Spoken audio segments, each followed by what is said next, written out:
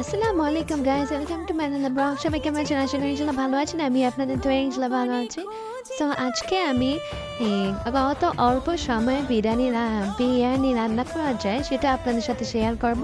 So প্রথমে আমি এখানে চালগুলো ধুয়ে নিলাম। দেন এখানের মধ্যে মুরগির মাংসগুলো সাইজ মতো কেটে নেব, কারণ বিরিয়ানির মাংস একটু সাইজ মতো কেটে নিতে হয় ছোটো ছোটো করে। দেন এখানে পেঁয়াজ কেটে নিয়েছি এবং গরম পানি বসিয়ে দিয়েছি যাতে বিরিয়ানিটা তাড়াতাড়ি করে ফেলা যায়। তারপরে এখানে দারচিনি, এলাচি, তেজপাতা সবগুলো উপকরণ দিয়ে নিয়েছিলাম। দেন এখানে তেল গরম হয়ে যাওয়ার পরে পেঁয়াজ দিয়ে দিয়েছি। তারপর এটা ভালো মতো নেড়ে চেড়ে নিচ্ছি যতক্ষণ না লাল হয়ে আসে। তারপরে এটা ভালো মতো নাড়াচাড়া করতে হবে। দেন ভালো মতো নাড়াচাড়া হয়ে গেলে এখানের মধ্যে কাঁচামরিচ দিয়ে দিতে হবে। এরকম করে প্রায় ৫ মিনিটের মতো ভালো মতো নাড়তে হবে। তারপর এখানের মধ্যে টক দই দিয়ে দেব বিরিয়ানিটা আরও সুস্বাদু হওয়ার জন্য।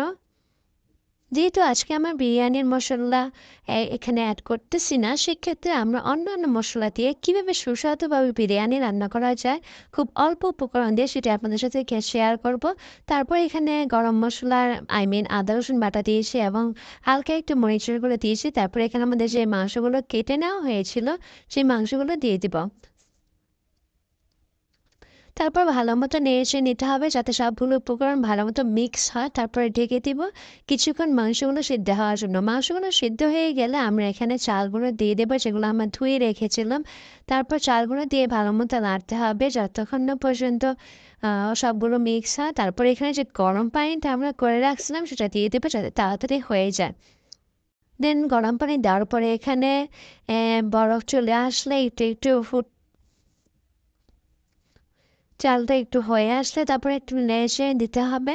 তারপর দেখা যাচ্ছে এটা অনেকটা হয়ে গেছে। তারপর আমরা একটা তাওয়ার মধ্যে বসিয়ে দিব যাতে ভালো মতো আরও হয়ে যায়। অ্যান্ড এটা প্রায় কমপ্লিট।